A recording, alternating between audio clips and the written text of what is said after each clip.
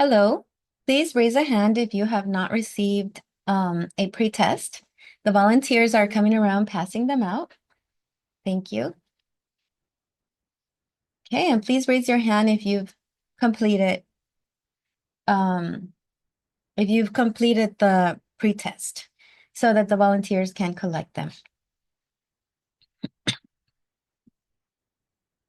Okay, thank you very much for turning in your pre-test. Well, welcome to this hypertension, health and wellness educational program. My name is Orquídea Rodriguez, and I am a student at the School of Public Health, Health Education and Wellness Coaching, Loma Linda University. And I am very happy to be here with you guys today. I'm going to graduate in June, and I am very happy to be able to take my health and wellness educational program to several churches that will give me the opportunity. We're going to go ahead and start with a devotional. And it says, "Beloved, I pray that you may prosper in all things and be in good health, just as your soul prospers." The sentiment in this Bible verse indicates that our spiritual health and our physical health are interconnected and intertwined, indicating that true prosperity is accomplished when we have both spiritual health and physical health. And that's what we're going to talk about today. We're just going to focus on the physical health aspect of it. Okay, let's bow our heads in prayer. Dear Heavenly Father, thank you for allowing us to be here today. We pray that you please join us and help us learn how to be good stewards of our physical health. We thank you for everything that you do for us, and we ask you to please stay with us throughout the entire duration of this program. In Jesus Christ's name we pray. Amen. Okay, here's the agenda for today's program. We already did the pre-test and the welcome. Welcome again to those of you that are just walking in. Please raise your hand so you can have a pre-test taken over to you. And we're going to go ahead and learn about hypertension and about physical fitness, and specifically how physical fitness can be used to prevent hypertension, and in some cases, maybe even manage hypertension with the help of your doctor, of course. I'm going to introduce my program. Then you're going to engage in about 4 activities and 2 videos. And we're going to end the session again with a short post-test as well. Thank you. So let's get right into it. What are lifestyle diseases? For those of you that know, please feel free to raise your hand so that I can call upon you. Yes, great job. That is correct. Lifestyle diseases are diseases that are non-communicable, meaning that you cannot get them from someone else, like a cold or a flu. Now, can you think about some of these diseases that might be lifestyle diseases? Just call them out loud. Yes, good. Good examples. Heart disease, depression, diabetes, obesity. Very good. So lifestyle diseases can lead to disability and may cause early death. The term for that is known as disability-adjusted life years. According to the WHO, the World Health Organization, disability-adjusted life years are the sum of life years an individual loses due to passing away early or becoming disabled. According to the Institute for Health, Metrics and Evaluation, heart disease has been the leading cause of disability-adjusted life years in the United States since 1990. Basically, studies indicate that there's evidence that high blood pressure is one of the leading causes of heart disease. And here you see an image of an artery. So as you can see, within the normal artery, there is a wide space for the blood to flow through. And as we go down, this is pre-hypertension, and here is hypertension. The artery becomes narrow, and even more narrow, causing all kinds of health problems and complications. So high blood pressure puts a strain on the heart, and it may cause heart valve problems, problems in the large artery, irregular heartbeat, poor blood flow, coronary vascular disease, and eventually heart failure. According to the Institute for Health and Metrics, high systolic blood pressure is the fourth leading risk factor that contributes to disability-adjusted life years. So what does that mean? It means that high blood pressure is the fourth leading cause of individuals losing life years because of passing away early or becoming disabled. Hypertension is a serious disease, and it's so serious, in fact, that it can lead to other diseases and it can cause other diseases. So, what type of diseases can hypertension cause?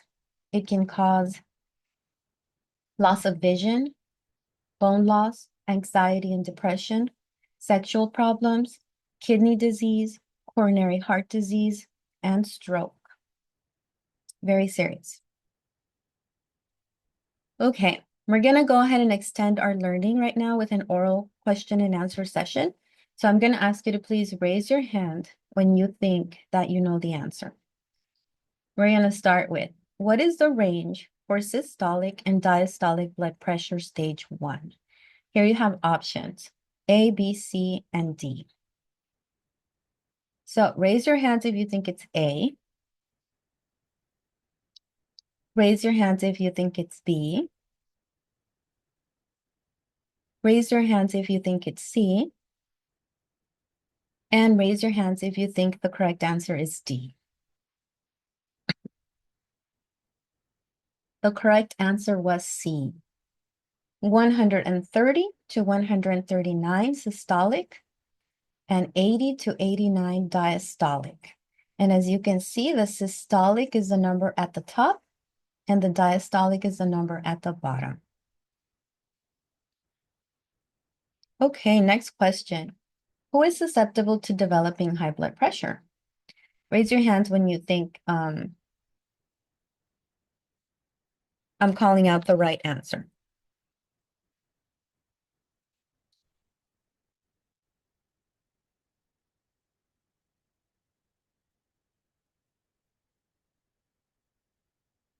Okay, and pretend I just read all the answers out loud. Yes. The correct answer was C. Very good. Next question. Who is at higher risk of developing high blood pressure? This is a tricky one. Okay, is it people who are overweight and don't get enough exercise? Or is it people who are older and have a family history of hypertension? Or maybe it's people who drink and smoke and have stress. Or maybe it's people that eat too much salt and have other health problems. Or it could be all of the above. So those of you that raised your hands with E, all of the above are correct. And last question. It's advisable for you to know your blood pressure. So where can you get it checked? Raise your hand at a pharmacy or drugstore. Raise your hand for B. Raise your hand for C, D, or E. Yes, the correct answer was E. All of the above. Now the volunteers are coming around and giving you a worksheet. I'm going to ask that you please take 3 minutes to quietly complete the worksheet on your own so that you can assess what you just learned.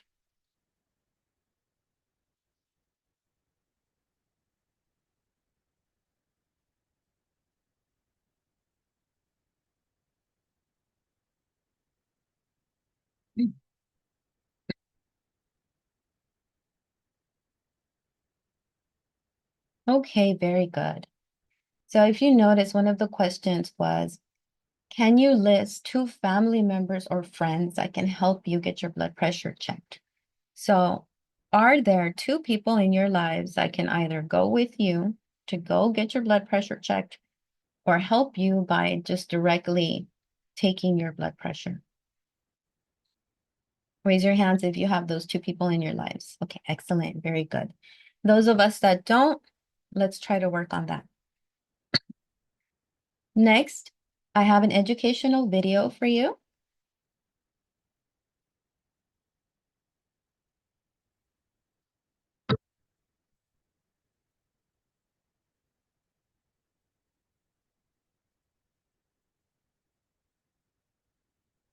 What is the difference between hypertension and high blood pressure? Two different terms, same condition. Yes, you may be surprised to learn that they are indeed one and the same. The term hypertension is common in medical settings because it's more precise. It's derived from the Greek hyper, which means above, and tension, which means pressure. Whereas the term high blood pressure is generally used by the public and public health campaigns. Regardless of what you call it, high blood pressure is a serious condition that can lead to health complications over time, even though there are usually no symptoms present. That's why it also has a third name, the silent killer. Blood pressure is the force of blood against the walls of the arteries as the heart pumps blood throughout the body. When that force is consistently too high, we call it high blood pressure. And if left untreated, high blood pressure can cause damage to blood vessels and organs, as well as put you at higher risk for kidney disease, heart disease, and stroke. The only way to know for sure if you have high blood pressure is to have it measured. Because remember, there are no symptoms. Your blood pressure is recorded as 2 numbers. Systolic blood pressure is the top and first number, and it indicates how much pressure your blood is exerting against your artery walls when the heart beats. Diastolic blood pressure is the bottom or second number, and it indicates how much pressure your blood is exerting against your artery walls while the heart is resting between beats. For healthy adults, blood pressure is considered normal, healthy, if it is under 120/80. For children, blood pressure. Okay, thank you for watching the entire video. Remember, you will have access to this PowerPoint as well as all the references and links that come along with it. So now you understand that hypertension is a lifestyle disease that is caused by a family history of hypertension, obesity, lack of exercise, a sedentary lifestyle, a diet high in salt, smoking, and the excessive consumption of alcohol. That's a lot. Approximately 70% of all primary care visits are related to lifestyle diseases.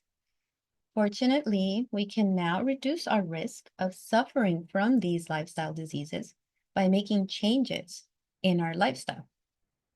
So I'm here today to talk to you about lifestyle medicine. Lifestyle medicine is a medical practice that uses lifestyle changes to treat and prevent lifestyle diseases. These are the 6 pillars of lifestyle medicine.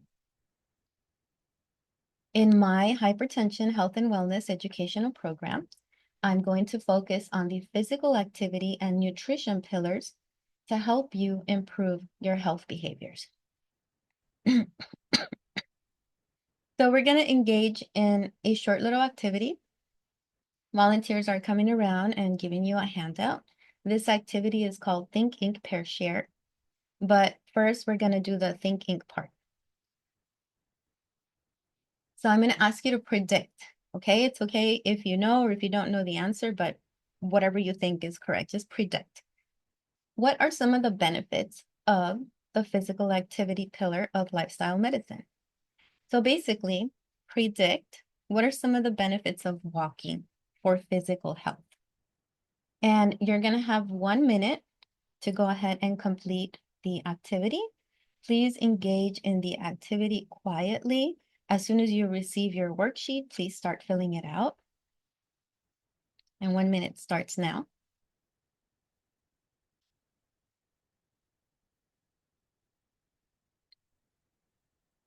All right, great job. So now, please turn to the person next to you and share your answers with them. Okay, you will have 1 minute to share your answers and then another minute to listen to their answers.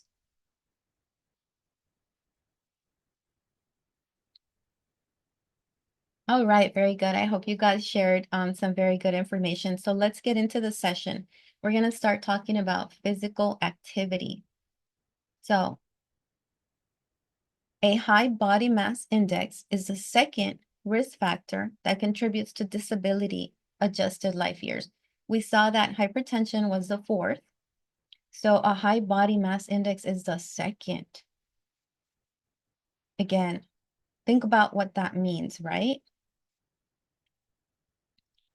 It means that we need to pay a little bit more attention to our physical activities. And the volunteers are giving you this worksheet. So you're going to engage in another activity. What I want you to do is I want you to go ahead and turn to the person next to you and just openly read the worksheet, discuss the worksheet, share your ideas, and you're going to have 4 minutes for this. Please share for 2 minutes and then go ahead and listen to the person next to you for the other 2 minutes. Thank you. Go ahead and get started.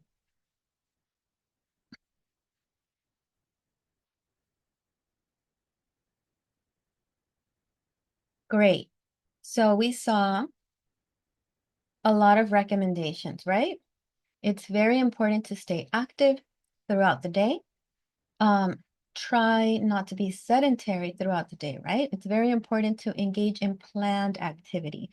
We must allocate time to plan this physical activity each week. And if we can, it would be better if we did it each day. So moving our body regularly helps us fight the negative effects of sitting down. For those of us that have to work sitting down for like 6 to 8 hours a day, it's recommended to stand up at least once every hour. And it is recommended to engage in 150 minutes minimally of moderate to intense physical activity each week. Evidence indicates that building our stamina and our strength can actually help reduce our risk of lifestyle diseases.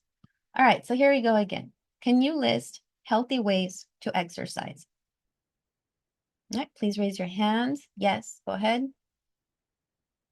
Correct. Thank you for sharing. Very good. Walking in nature.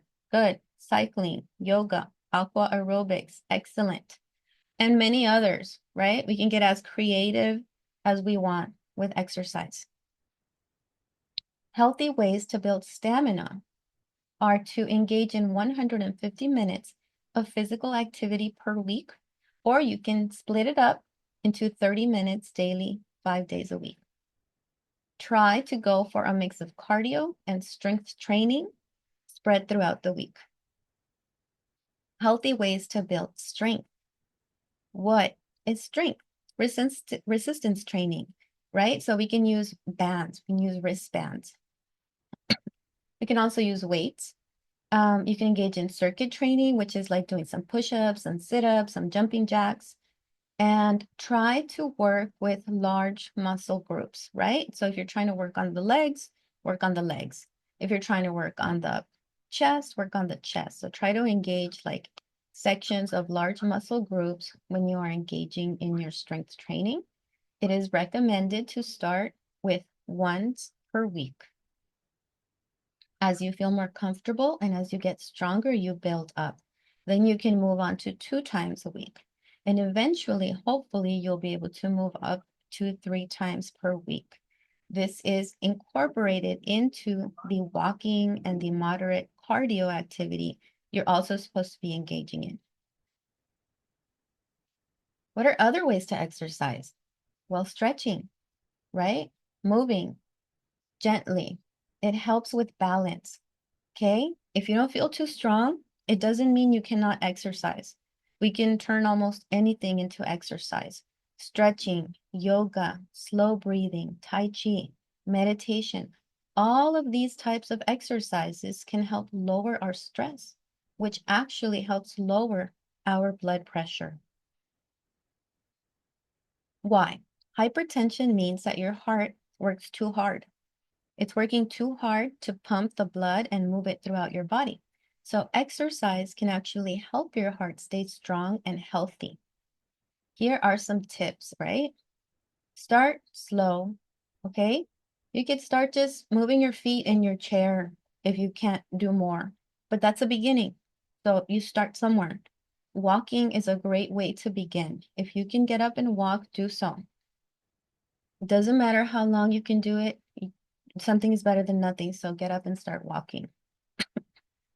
Check your blood pressure.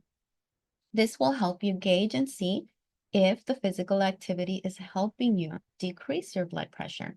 And always talk to your doctor before engaging in any type of serious or strenuous exercise because we're all different. We all have different bodies, right? And we all need to follow our doctor's recommendations. They're different for everyone. However, just 30 minutes a day can make a huge difference, or any minutes a day. The volunteers are handing out this worksheet. Please go ahead and take this activity sheet, and I have printed here from the American College of Lifestyle Medicine all the benefits of physical activity, right? So as you're getting your worksheet, go ahead and look at it so you can follow along with me and you can take this home with you.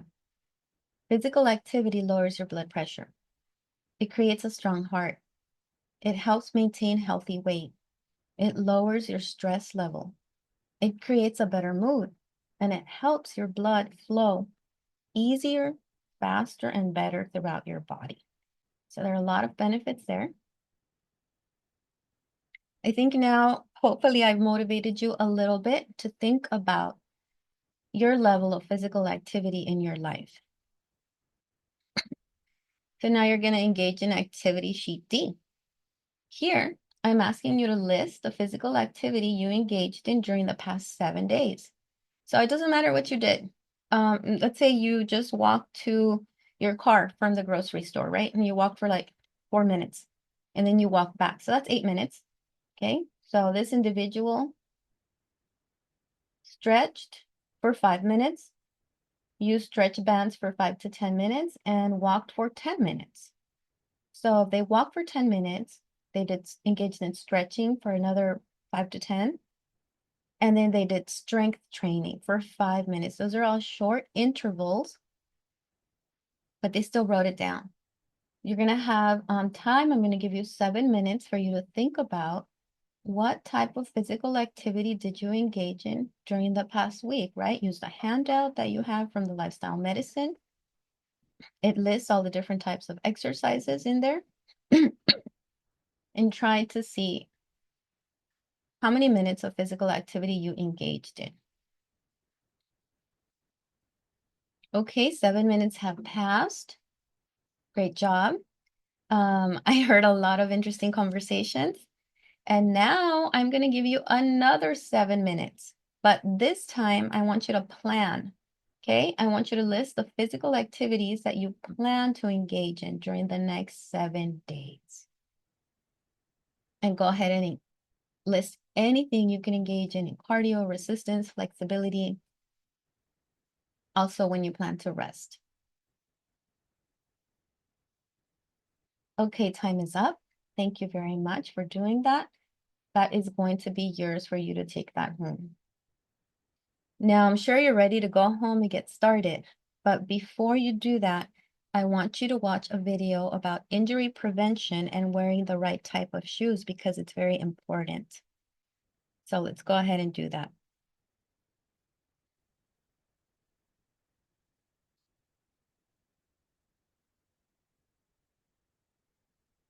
Hello, my name is Orchid, and today I'm going to talk to you about Why are the right kind of running shoes one of the most important pieces of exercise equipment you can purchase? So, wearing the wrong kind of running shoes can lead to injuries. What are some kind of injuries runners can get because of wearing the wrong running shoes? Blisters and calluses, lower back and knee injuries, and muscle fatigue and/or muscle tears. Stress fractures, pain and swelling in the ball of the foot, and shin splints. Ligament sprains, which is when the ligament stretches too far or tears, and plantar fasciitis, pain in the entire heel and the bottom of the foot due to inflammation. Also, Achilles tendonitis and extensor tendonitis. So, investing in the right kind of running shoe can prevent injury. And getting fully recovered interest and building an education provides support that can keep you moving. It helps improve posture and life. Wearing the running shoes can be very serious, including shin splints, Achilles tendonitis, stress. These injuries result in pain, inflammation, in feet, ankles, and legs, even into more serious problems.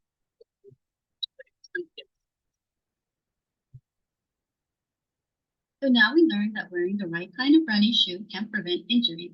But what are the right kind of running shoes? There's a lot to think about when it comes to selecting them. We have to think about our foot pronation, which is the natural movement of our foot. Do we have overpronation, normal, or underpronation? We also have to think about our foot strike, which is what part of our foot comes in contact with the ground first when we're running, rear foot, midfoot, or forefoot. A specialist can tell you what type of foot pronation and foot strike you have. You can see a podiatrist, a physical therapist, or a specialist at a running store. Once you know this, you can select the right type of running shoe for you based on your foot pronation, because every shoe is constructed in a different manner. The way running shoes are constructed can affect a person's performance and running biomechanics, as there are different types of running shoes. There are trail shoes, road shoes, and performance shoes. Performance shoes are usually lightweight for sprinting, or if they're running a marathon, they can have less or more cushion. They're designed for specific miles. Road shoes are the most typical type of running shoes. They're for running on paved roads and treadmills and smooth surfaces, such as rubber tracks or grass at the park and maintained trails. Then there are trail shoes. They have more grip, jagged edges, and reinforced uppers to protect the heels. We also need to think about the duration of our run and the condition of the terrain. Where will you run? What topography is it? Will you be running in a treadmill, a beach, a track, or a trail? And how long will you run? Will you run for a short distance or a long distance?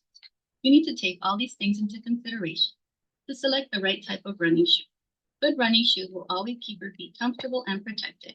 Shoes with softer and thicker midsoles can provide better cushioning and help with shock absorption during each foot strike.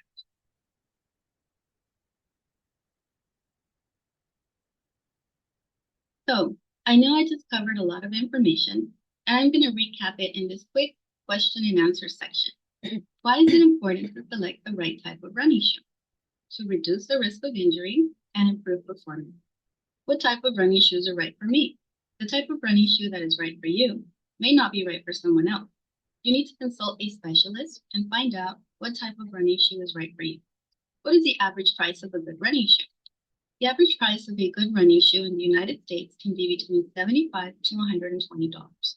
Here's a savings tip: buy the previous season's model. Okay, thank you for reviewing the entire video. And the last tip I have for you is to drink as much water as you possibly can, right?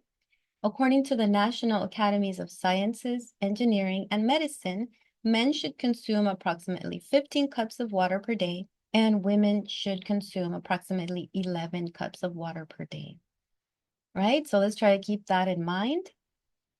And in summary, I do hope that you learned something today. If you did learn something, please turn to your elbow partner and share what you learned. I would sum up today's program by restating that making lifestyle changes can reduce our risk of lifestyle diseases. Right? I'm going to provide you with a link to the videos and the references.